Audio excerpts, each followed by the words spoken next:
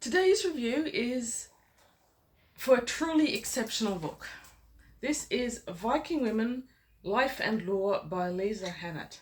And of all the books I've read this year, this has got a beautiful cover, by the way. But cover aside, in terms of content, this is one of the best, if not the best book I've read this year. Thank you, Sue, very much for giving it to me. And quite possibly it is one of the best, no, it may even be the best book I've ever read that has made the Viking era accessible to the modern reader. It's got a phenomenal amount of research in it, and the information as well. The concept behind it is excellent, but not unique. A lot of people are trying to make women in history more visible. They're trying to bring them out of the shadows. And that is what Lisa does here for women of the Viking era, but she does it in this quite amazing way. Again, the technique isn't quite unique. I've read other people who write a book based on historic evidence, using historic characters, but bring it into more modern language, which is what Lisa does. But I've never read anyone who did something exactly the same as what she does here. And it's so good. This is so good.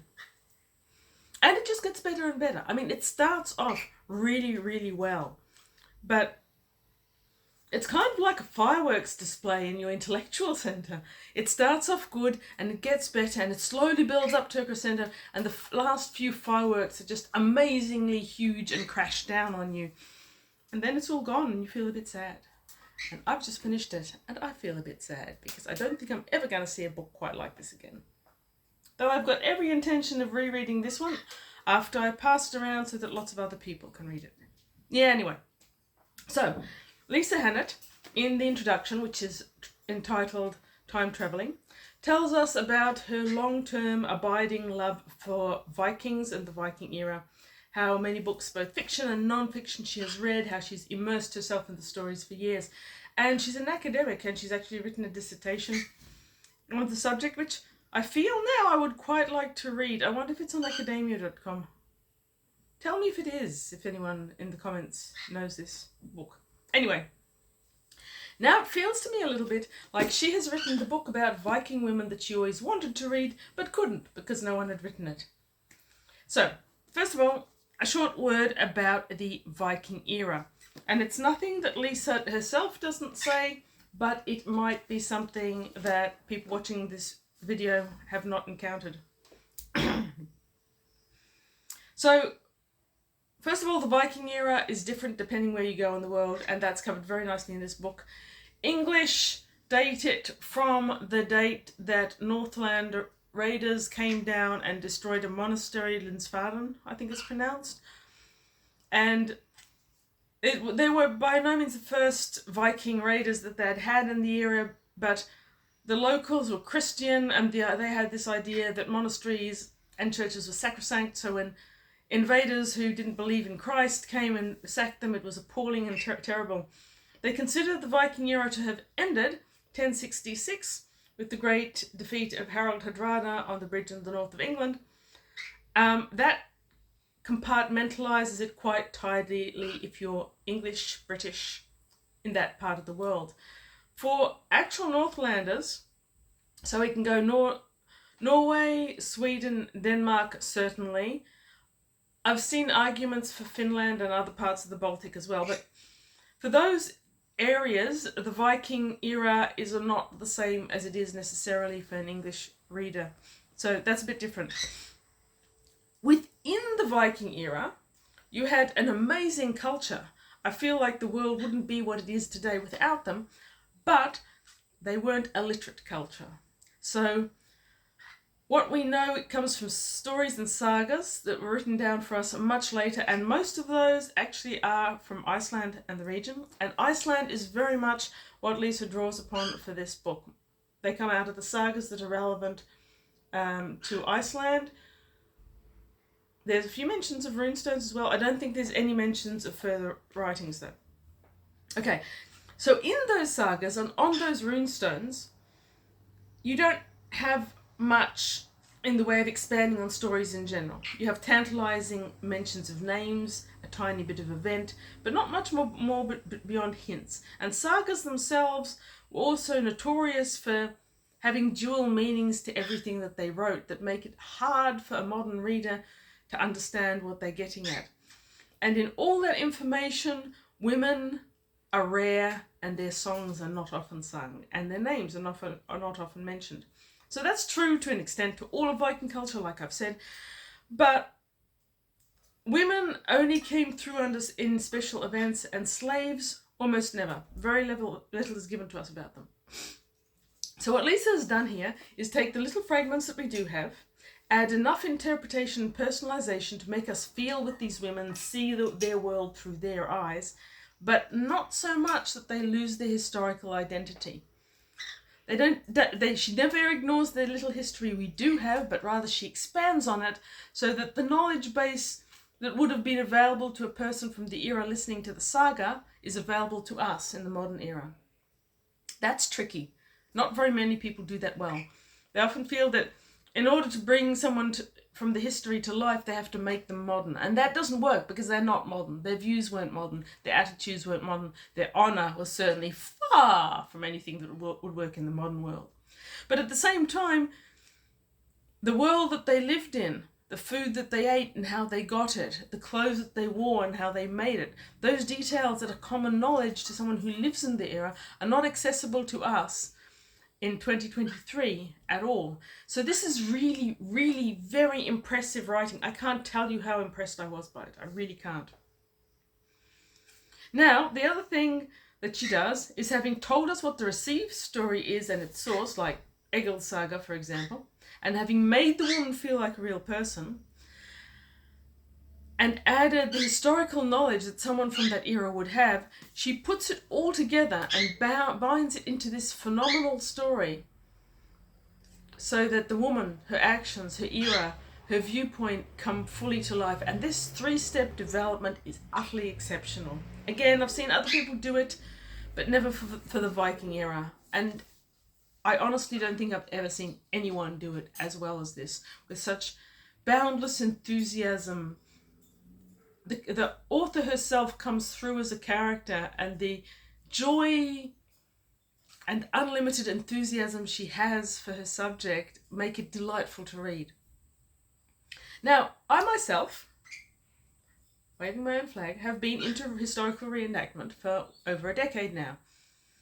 And the last 2 groups I've been at the moment, I'm here in Rognevaldsleth, a New South Wales group. You can find them online if you want to look. I'm really hoping that all the people from Rognevaldsleth will read this book. I will wave it around at anyone who's willing to take it, and then I'll ask for it back because I'll want to read it again. So yes, over a decade worth of historical reenactment. Last 2 groups, heavily Viking based, not heavily Icelandic. More Varangian Guard, more, I suppose, Eastern Vikings rather than the very, very specific Norwegian, Icelandic motif. I've met people who reenact from Iceland because there's so much more available to information, but I've just fallen largely into Varangian style reenactment. So I too have read all these sagas, and I've travelled to Sweden and the Baltic. I went to Birka and got my own copy of the famous ring. I went to Gotland, to the festival. I went to the museums. I devoured the museums, the open air museums, the archaeological sites. I feel like I could live for a week in Birka and not get bored for a second. I've tried to recreate items found in digs. That's kind of what we think of as living history. So you'll see an item that was uncovered in a Viking dig, and you will make it to see if it actually works the way we're hypothesizing or not. Now, there's a huge amount of... Oh, and I was going to, in honour of Lisa Hannett, who has done one of the most amazing Viking books I've ever read, I was going to dress up in my full Viking regalia. However, it is December in Queensland, Australia. It is hotter than the surface of the sun out there. I put on my first layer of linen, long long sleeve dress that I had sewn, and I was already melting even before the herringbone hungarock out of wool went over the top. So there was no way I was going to survive dressing up Viking. But I did bring my beads. And I do have my little necklace full of all the tokens of all the reenactment events I've been to. And more beads, because Vikings love beads. That's something we definitely know about them. Yes, okay, so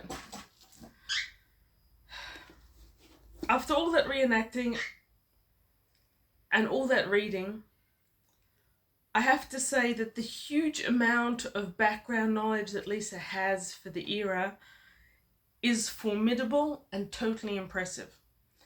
But the way she distills it down for the reader and gives it just enough modern day mention is what makes it really comes to life. And that's a real skill.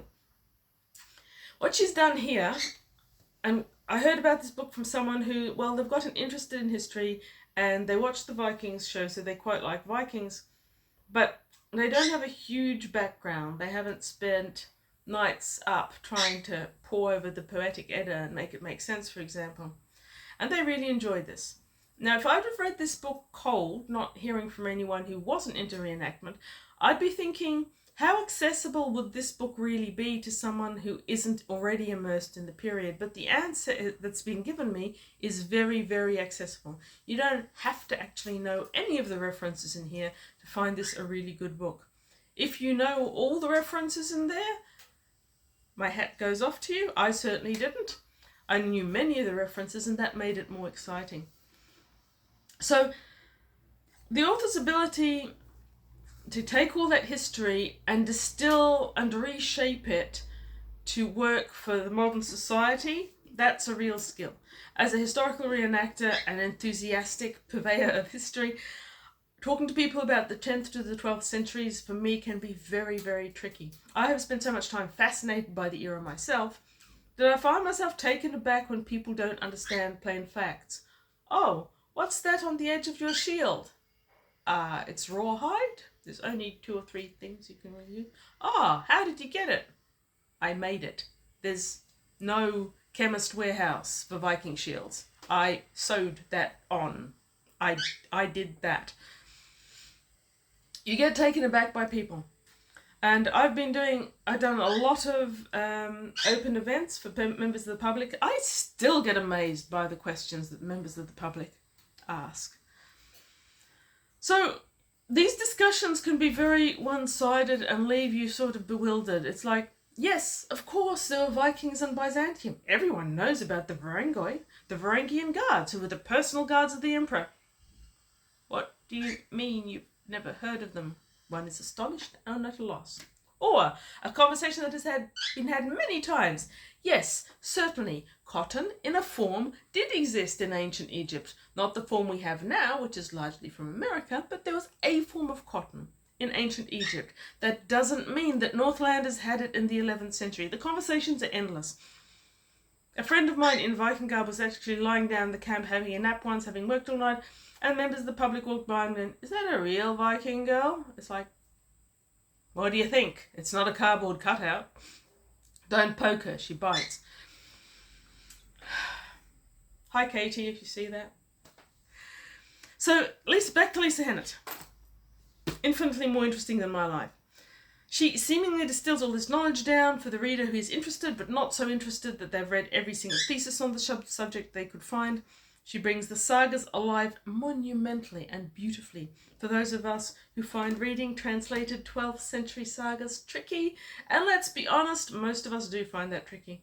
She sympathetically and powerfully brings to life the women of long ago, and the reader enjoys every second of it. And she's not got a lot to go with on some of these women. Now, there are 9 chapters. There's a lot of bibliography, further reading, endnotes. There's all the information there to help you understand what you're reading if she doesn't do it entirely on her own in the actual story. I found that I very rarely had to refer to the back to understand what was happening. Number 1, this is a beauty. That will be Melchora's story. Melchora's story, concubine and slave. So Melchora is a really, really interesting one, and I had read about her. She didn't come to life for me anywhere near as well as when I read my own. Melchora Concubine Slave. So this is how they start. You'll have a little drawing, and underneath you'll have a description of where the information comes from. So Melchora, daughter of Micah Chan, maybe, King of Ireland, circa 920 possibly. So she always gives the dates as well, which I personally really enjoy. Okay, Melchora was fascinating because while women are mostly semi-invisible, slaves are almost entirely not there. But Melchora was taken as a slave from her father's kingdom by Viking raiders. She was sold to a Viking as a bleep slave, so that I don't get YouTube annoyed with me. And she gets bleeped quite a bit, and she has a son. But she's taken back to a Viking raider's house where she lives as a slave under his wife, who isn't that keen on her, because her quality shows. So there's slaves and there's slaves. She was an Irish princess before she was taken as a slave. That complicates things. Her story is especially interesting because even though she is a slave, at the end of it she seems to be living freely in her own hold with her son, supported by her owner, ex-owner, not sure. Anyway, this story brings Melchora's journey to life, and it's a good start to it for anyone who isn't already immersed in the era, because it gives you a lot of information about going Viking, which is what they were. They weren't Vikings, they went Viking, and various other things. So, number 2, Bergthora, a true and stalwart wife. Bergthora is the wife of Njal, the beardless from Njal saga. Apologies to anyone who actually speaks Icelandic. I'm mangling every single thing. I know it. Apologies. Can't help it. I'm a humble English speaker, whatever. So Bergthora is a really famous story of a feud that ends poorly, as so many feuds end poorly. This story packs an amazing amount of historical back knowledge in. The question of honour, the question of woman's power, precedence and social requirements, and how a woman's actions fit within the very patriarchal sense of honour that Viking era masculinity had. So it's an awesome story. I do remember this one very well from the original sagas, but it comes to life so well here. Now, I think it would make a great film. So this is something that I do inside my head. I go on little mini rants about why Hollywood and Disney and such keep making the same old tired story over and over when there's so many absolutely great stories that have never been told, or at least not very well told, in cinema. Why not a story from the sagas, I ask? Any one of these chapters would make a whole movie, and it would be awesome. Especially if you got us reenactors and our historically accurate gear as extras instead of using black shiny leather from Vikings. Yes, anyway. Why not a story from the sagas, I ask, and then I reflect. The end of Bergthora and Njal story is when the longhouse is surrounded by foes who pile up the dead bush outside it and burn their whole family to death inside. So, maybe not Disney then. Still would make a great movie. Just maybe HBO, not Disney. Okay, moving on. 3, Helgerd, the wife with the thief's eyes. Helgerd is the bad guy, if you would, from number 2. So it was a feud between Bergthora, who is the wife of Njal, and Helgerd, who is the wife of Njal's best friend, Gunnar, I think it is, that ends up with them being burnt alive, which is fairly sensitively told, I'm going to say. Anyway, why did Helgerd enter into such a huge feud? So starting out, number 3 was hard because going from Bergthora, who in the end one quite liked and was invested in, to the other side of the feud that had her burning to death. It was heavy stuff. But the author paints a very realistic picture of how Helgerd could have developed into the neglected, dissatisfied wife who agitated all the time and was miserable and sour and caused trouble.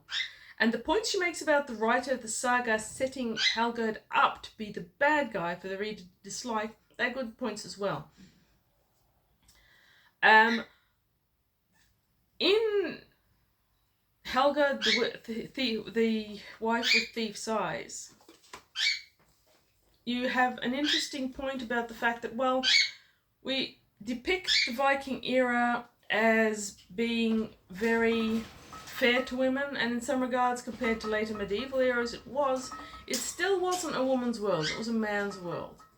And the things that happened in Helgerd's life to make her sour and cynical and unhappy are very easy to visualize.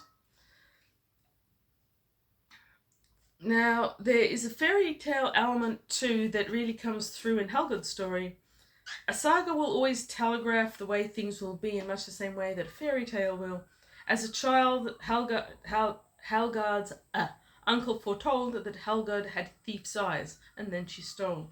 Niall foretold trouble if his friend Gunnar did a certain thing. He did it, and there was trouble. So there's that fairy tale element to the sagas. But here, the fairy tale element is given a very believable human context in language that has just enough of the modern era to make it feel contemporary. Neil Gaiman did the same thing with some of them, without making it trashy like someone named Joanna did. Pointing fingers. I've been lucky enough to hear sagas told aloud like they were meant to a couple of times. They work better that way, and that fairy tale element is intensified, and your immersion in the story is increased by the fact that it's not just you reading from a book, it's you and dozens of others sitting around a fire listening to this tale. It makes it eerie and kind of witchy and far more like deep mythology. It's awesome. Do recommend if you get a chance. Okay, moving on, because this is taking me ages. Number 4, Vera and Thorgerd Brak, Mothers at Home. This one is good, but better for backstory of fostering and the enormous role it played in Iceland society. The story of the two individual women, Vera and Brak, they are... There's also a nod to the background that caused Norwegians to settle in Iceland in the first place, and that nod gets stronger and stronger as you go through the book. There's also an excellent nod to the Hitchhiker's Guide to the Galaxy. I think I bookmarked it here. These are the things that make it feel contemporary and fun, and like I would like Lisa. Should be fun to have a glass of wine with one day. It talks about the reasons why Norwegians were leaving Norway to settle Iceland, and part of that was Harald Fairhair, who was trying to become an Uber king, and a lot of the independent lords of Norway didn't like that. But also part of the impetus of the mass migration and the settlement of Iceland was because there was a lot of wood in Norway, and that was why they had such a shipbuilding industry, which led to the going of Viking. But they didn't have much arable land. So Norway, page 106 says, arable land in places like Norway may have been a catalyst for the colonization of other lands. Just think of how hard it would be to farm in the fjordlands with all their lovely crinkly edges, as Slati Bardfast puts it in the Hitchhiker's Guide to the Galaxy. And it says a lot about me that I can pronounce Slati Bardfast without a second thought, but Icelandic, not so much. Anyhow. So having settled, you hear a lot about why and how from Bera and Brak's story. These two are the blood mother and the foster mother to Egil of Egil's saga. That mystifying saga with Egil, who is much more of an anti-hero than a hero. Vikings even did anti-heroes before Marvels, just saying. While Egil gets his admiration for his strength, subtlety, and especially for his poetry skill, a talent much admired in the era, Egil is also violent, uncontrollable, does nasty things, appears to have no good qualities, and he gets away with everything. His is a real WTF saga. If all the sagas, this is probably the one that feels the least contemporary and the most contemporary at the same time, because of the lack of any sort of judgment on Egil and his actions. But here you see Bera and Brak, his mother Bera, who had been childless for so long and loved him so much, and his foster mother Brak, who also loved him but was instrumental in keeping his father, Skallagrim, from hurting people, which was the thing he did. This is also the story where it talks about the idea of shape changing. The question of werewolves comes into it, as does the question of berserkers. Okay, moving on to number 5, Freya, a mother abroad. This is one that looks into a very small bit from the Greenland saga, though it is also mentioned in Eric's saga. There's a lot of interesting questions in this section because it relates to Vinland, and the exact location of Vinland is still under discussion. People have known since the 60s that the Vikings did make it to the North American continent, but it was contended for much longer than it needed to be. Now, number 5 also mentions the difficulty in making the different Freydises line up. People mentioned in different sagas may sound like totally different people with different characters and doing actions as they do here. So the story of Freydis beating her breast with a sword and scaring away the Skraelings, read First Nations Americans, is an awesome tale. I loved it in the original, and I love even better what the author has done with. Number 6, Breach's Ord from the Laxdela saga, which... Laxdela? Huh. It's that letter which is A and E combined. I can never get my head around it. This section tells a small story which is expanded from the much smaller part that the saga gives it, which is like minute. But this chapter takes a look at the fascinating question of genders in the Viking Age. They are different to our own notions about gender roles, that is certain. That they were inconceivable to the 18th and 19th century archaeologists who first excavated the Viking graves is beautifully illustrated in this section, where it describes grave 581 in Birka. 581 is famous for having a warrior curled up with the skeleton of the horse underneath, all the accoutrements of war, 2 shields in front and behind, a sword, a spear, and these days it's generally considered it was a woman. But back in the day when it was first excavated, 18th century? No. 1800s, early 1900s, by an archaeologist who was a man, it was very simple. If the grave contained a needle, it was a woman. If the grave contained a sword, it was a man. Because men were warriors and women sewed, right? Maybe not. Excellent section, number 6. Moving on to number 7. Two Gerids and Thorborg, Little Volva. Okay, this is sourced from Eric's saga and the Greenland sagas, which I can't pronounce in the original, and which I don't know very well. I have encountered them, but not extensively. So this chapter gives us a fascinating look into witchcraft, magic, spellcasting, seers, and Old Norse traditions of the uncanny in Iceland. I feel like it's very Iceland specific, but that's just my feeling. And I think we need to be specific Iceland because the source material in this chapter is probably wholly Icelandic, and Greenland was in any case settled from Iceland, so it's one step away from it. Magic and witches are part of Viking lore, and I've never really got into them. I've been more into the sword and fighting lore, to be honest. So this section was fascinating to me. It gave me a lot of stuff I didn't know. I love the discussion of how difficult it is to line up a time frame for one character who is mentioned in more than one saga. This comes up elsewhere, but here it is so lightly done. Yet we can see parts of the hundreds and hundreds of hours that Lisa must have put in trying to make the sagas line up in terms of whose father was where, when, how exactly they got from one place to another, why the timelines don't match up. It's awesome amount of work. So the two Gerids come first, but Thorbjorg, I guess, is the last. And I especially love that story. She is a very old seeress, brought in during famine and desperation, even though the people are by now almost entirely Christian. She's plying her trade, telling the future, but at the same time she can't help seeing quite clearly the end of her craft as the religion of the White Christ takes over.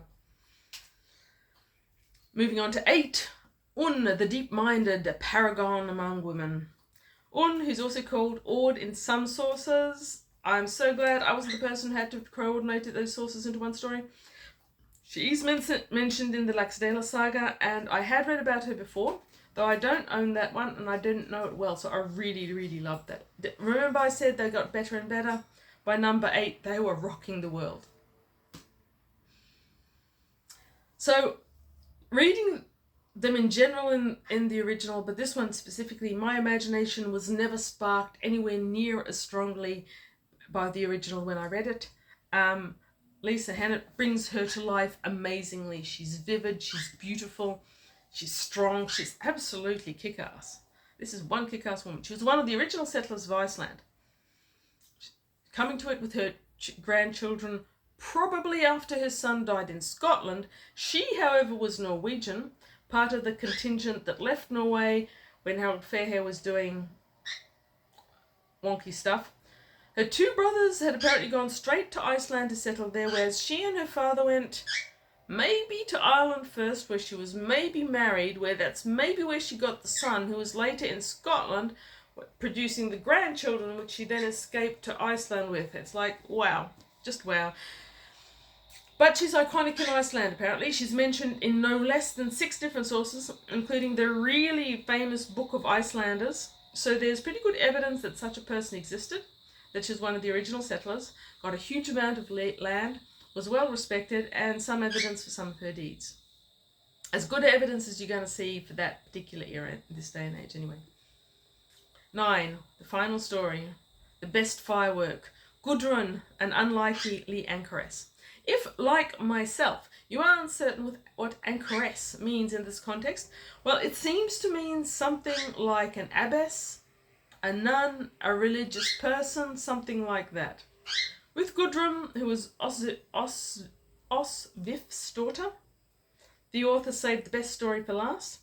It's the best in terms of there being a lot of information about her, at least, because Gudrun became a nun, and she was late in the timeline. Was she a nun? Can you be a nun after you've already had children and grandchildren? I guess you can. Anyway, she converted to Christianity and lived out her older days in a sanctuary, very much a withdrawn Christian figure. And since these stories were written long after the events in the Christian era, it makes sense for the Christian writer to admire Gudrun and her Christianity and write more about her, expand her story perhaps than some of the early ones that were more likely to cut off men's nipples with a sword, which does happen in one of the previous stories. So, Gudrun's story is also late in the Icelandic saga's timelines. So many of the people we have read about in previous chapters are her ancestors, or the ancestors of her husband Bolli, or of her lover Kjartan. Kjartan. How do you pronounce that? Kjartan, I guess.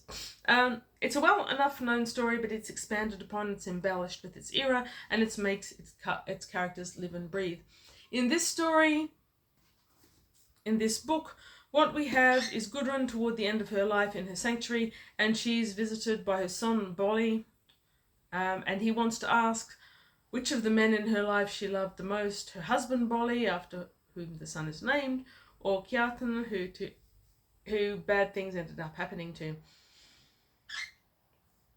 I don't remember the saga that I read going into it that extensively, but here it's wonderful. She thinks back over her life and the different influences, the effects of Norway and Iceland, and yeah, it's gorgeous. It is absolutely gorgeous. So, in general, I've raved about it for half an hour, right? So you figured out I love this book so much. You have to respect the hell out of the enormous amount of research, the extensive passion that would have gone into this research, the reading, the juggling facts, the dates, the attempts to make dates mesh across stories for people that may or may not even be the same person. All of that went into this knowledge base, I absolutely adore. I have to admit, I do kind of want to read his thesis. Anyway, along with the respect, bordering on awe for the sheer amounts of information and research, I was really mesmerised by the talent that brought her love of the subject straight to the reader. Because you can't help loving what you're reading, and you can't help being excited and fascinated and enamored of these women and their lives. And I'm pretty sure that is purely the talent and the skill of the author bringing it all into reality for us. The light sketching of the sagas is expanded and invested into real people, into these amazing women from the Viking era. We know so little about them, really. We just get crumbs here and there gleaned, a name from a runestone, a few lines from a saga, but here they're brought to life. And reading these books, and their stories in this book, I really felt like I could see them. It felt almost supernatural how I could see these regal, proud, beautiful women marching along with sparkling eyes and strong passions, but also the old and the stooped women, even prouder, with long lives behind them, and the strong and the content and the discontent and the angry, the women forcing feuds on men that would have been happy without them, because these were the deeds that made their real life. So, from my heart, thank you, Lisa Hannett, for doing such a phenomenal job at bringing these stories and these women to life. I love it. I hope other people will read it. I hope other people will love it. I'm going to pass it around to as many of my reenactor friends as I can. And if I ever happen upon Lisa Hannett at an event somewhere, I'll buy her a cup of mead.